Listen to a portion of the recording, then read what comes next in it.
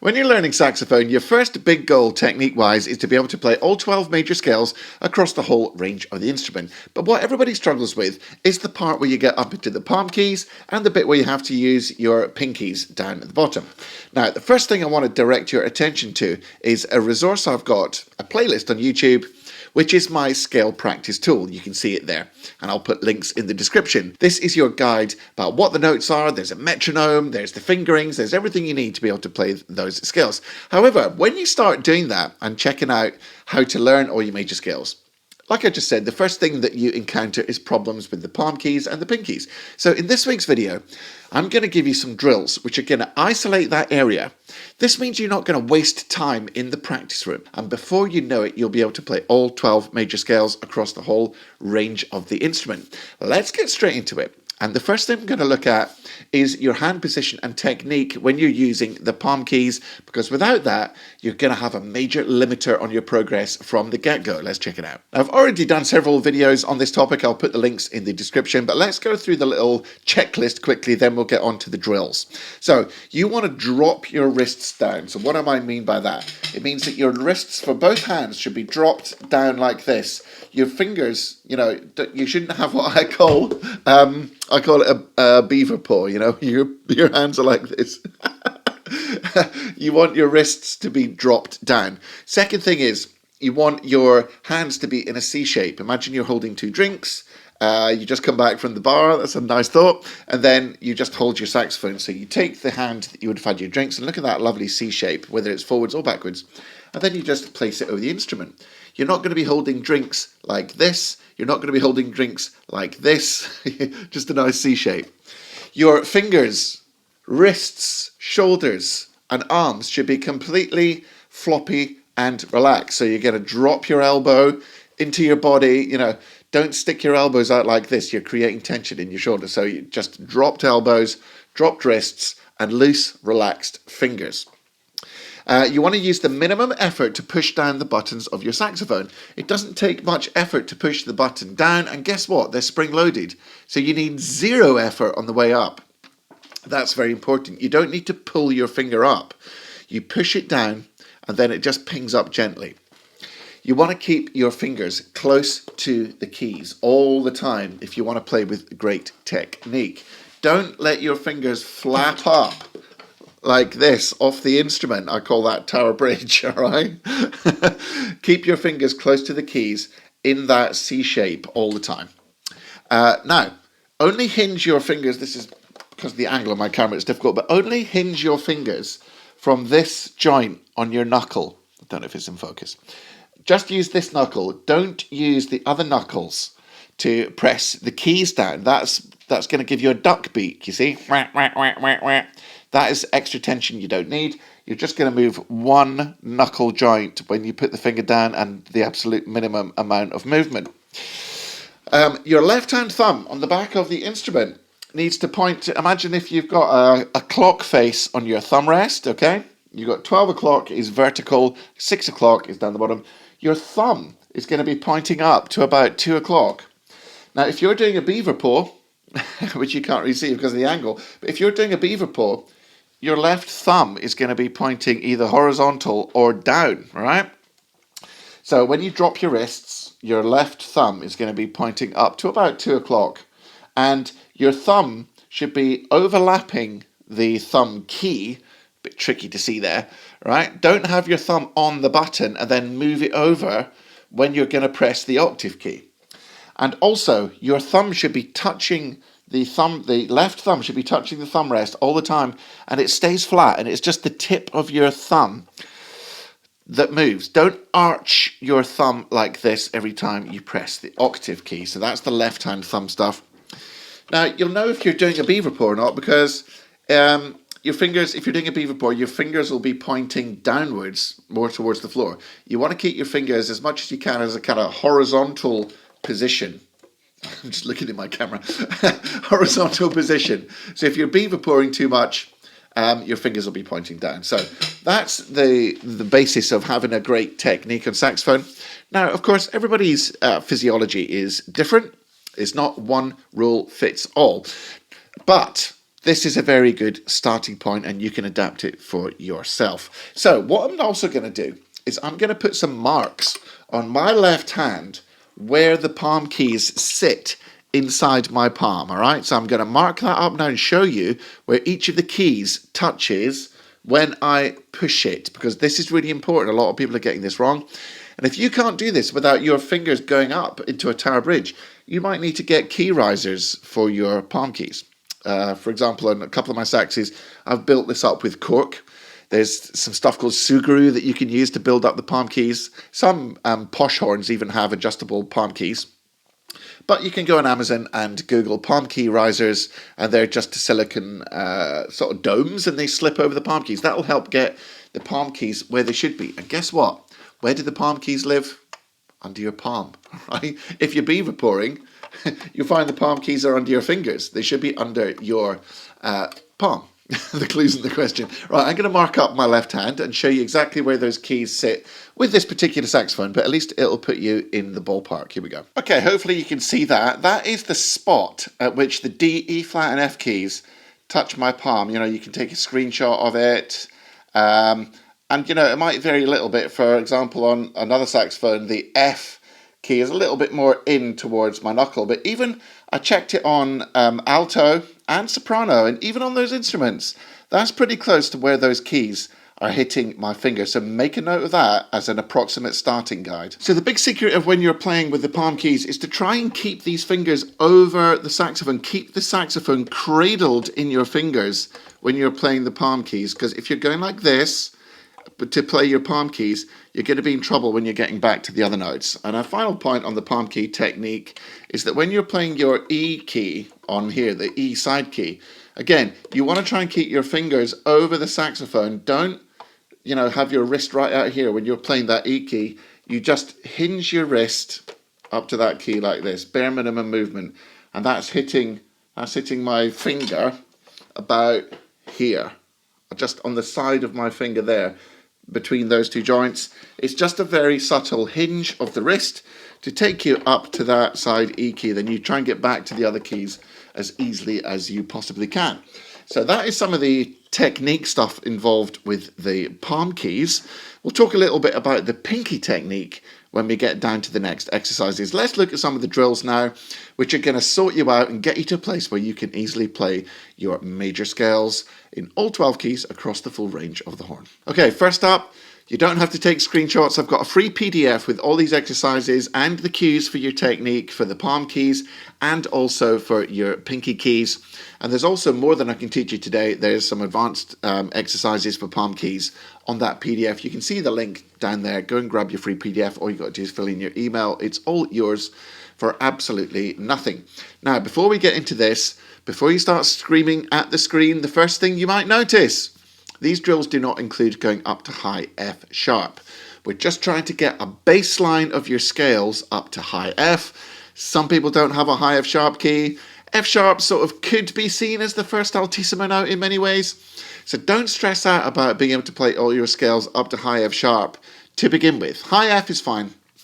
Then once you've got that in place and you're solid on your 12 scales across the whole range of the horn, then you can start adding in high F sharps and fancy stuff like that. All my scale, remember I showed you the videos, the series of videos there. All my scale video tutorials only go up to F. They don't include high F sharp, and that is deliberate before you get in the comments and start battering me. If you want to adapt this for high F sharp, completely up to you. So there are 7 drills there, 7 palm key drills. Now once you practice them and get comfortable and you're able to execute them cleanly with good technique and relaxation, that will cover all your major scales. There's a part 2 to the palm key drills, some more exercises. There's actually, they're not pictured there, but there's another 1, 2, 3, 4, 5, 6, 7. There's another 8 exercises which will cover all the harmonic minors and all the melodic minors. But if you're paying attention and you look to the left-hand side of the stave, you will see the major scales to which each drill pertains. And many of those drills include parts of the harmonic minor scale and the melodic minor scale. The harmonic minor scale is abbreviated to har, and melodic, of course, to mel. My wife. Okay, so let's look at the first drill. In fact, let's look at all the drills. And the final point to note is that you should do it with the palm key F and E, and also mix it up as an alternative and use the front E and F as well, so you get used to using both ways of playing high E and high F. I'm going to start playing these drills now. I'm going to demonstrate them, and hopefully I'll play them with nice, tidy technique. And when you're performing these, you need to perform them, because people often ask, I can't get my words out. People often ask what speed to play these drills. You should play them the fastest speed that you can play it with perfect technique. And if you muff it up, you take 5 BPM off the metronome and try again. Of course, you could loop these as many times as you want. I've just got one repeat in there.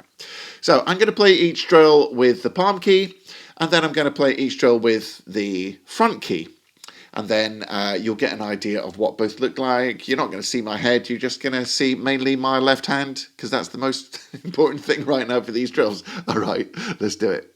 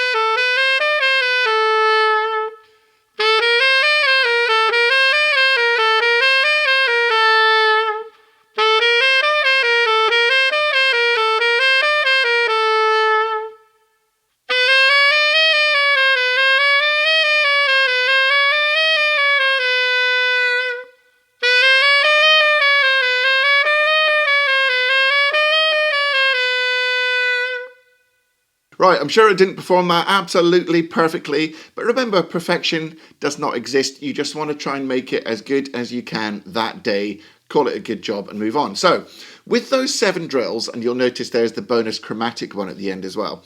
With those 7 simple drills, that will cover the top end of your saxophone for every single major scale, and actually a bunch of melodic minors and harmonics as well. Super bonus. Now, like I mentioned before, there's some extra exercises on the PDF, in which I'll do inside the inner circle, which will cover all your harmonic minors and melodic minors. But this is a great place to start. So just 7 simple drills. Once you get your palm keys up to speed, you can get your scales in general up to speed, because most people don't struggle with the normal 2 octaves of the horn. That's kind of easy, isn't it? Relatively easy anyway. All right, let's move on to the next problem area, which is when you get down to the bottom of the horn, from the kind of E flat down to B flat area. Hey, I almost forgot to say, make sure you mark in your calendar January the 3rd to January the 5th, 2025, because it's going to be our inaugural Saxophone Success Formula Live Saxophone Weekend at the Royal Birmingham Conservatoire of Music. It's going to be a whole weekend of me and you, and a bunch of other really cool saxophone players. Believe me, this is going to blow your mind. It's going to be like no saxophone weekend you've ever had, and it's my first ever in-person saxophone sort of weekend, I guess, event. We're going to explore your conception of your saxophone sound from the ground up, through your breathing, through your voicing, through your technique into improvising. There's going to be different groups available for different standards. It's going to be absolutely awesome. Places are limited. There's going to be a great hotel. There's going to be a jam session after hours. Believe me, it's going to be something really special to kick off your 2025. Full details will be coming as soon as we get them out to you. But put it in your calendar, 3rd to the 5th of January, wherever you are in the world. come to Birmingham because that is the epicenter of the saxophone world for that weekend. You're going to love it. Okay, back to the vid. Once you get down into the pinkies era of your horn, when it comes to the right pinky, the only thing you have to do, of course, is move from E flat to C, which should be a relatively easy thing to do. Now, if your finger is too curved for this particular move, you might snag it against the rollers.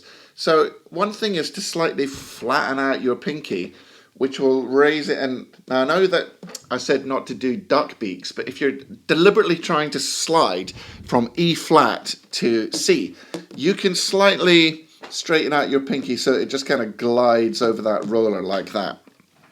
Another little funny tip from the flute world is, if for some reason you know you're going to do E flat to C, you can wipe the side of your nose with your pinky. This works for both pinkies.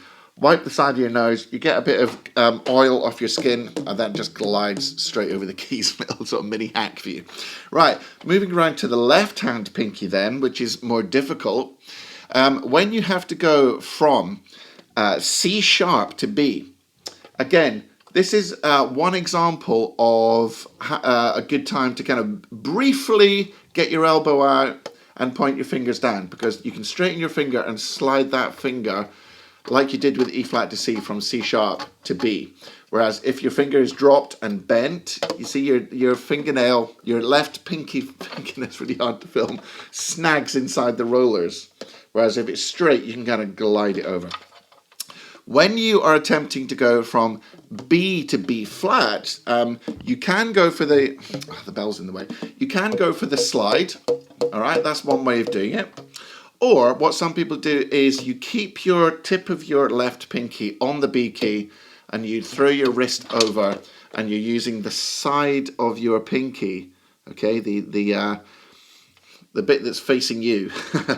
you keep the tip of your left pinky on the B key and you drop your wrist over that B flat key, okay? That's another alternative. So if you are playing D harmonic minor, you've got to do the hardest thing of all, arguably, which is go from C sharp to B flat. Now you might be able to glide over it like this. It's actually quite smooth on this better tenor. It's much more difficult on other saxes like my Mark VI. So there's some of the moves that you can do to negotiate these pinky keys, but you could also just figure out your own way of doing it and try and make it as smooth and repeatable as possible. Okay. Now, the drills that, unlike the palm key drills, the drills that you see there, of which there are only 4, they represent just the hardest parts to do. For example, if you're doing E flat major, it's quite easy to go E flat, D, C, B flat, that's not a problem. So I've focused on the 4 drills which I consider to be the most difficult, and they don't include, No, this one doesn't include the D harmonic minor one, so don't worry about that. That's another advanced one on the PDF and in the inner circle, but these 4 will let you do all your major scales, okay? Right, I'm going to play these drills now, and you can see what I'm talking about.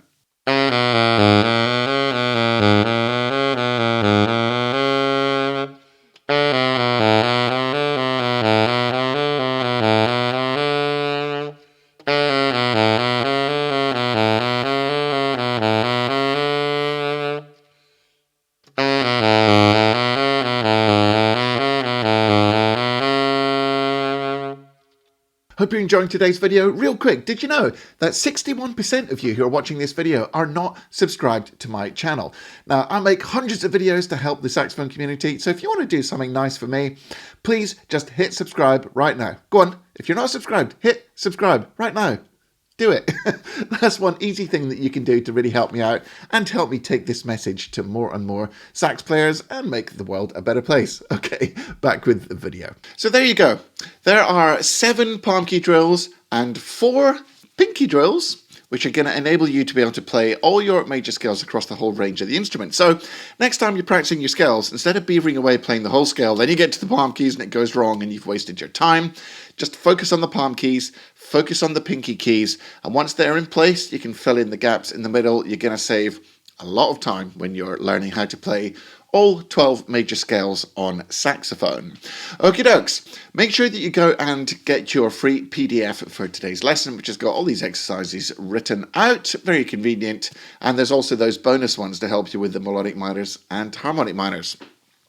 Go and check out the Inner Circle membership, because there's a bonus video in there where I'm going to go into even more detail and talk about all the exercises with harmonics and melodic minors as well. And also, it's a fantastic community of like-minded, enthusiastic saxophonists like you. You're going to love it. There's so much cool stuff. There's a Q&A. You can ask me anything. In fact, it's the only place you really get access to me day in, day out. Super cool. Right, until next week, make sure that you practice hard, practice smart, enjoy your music. Take it easy, guys.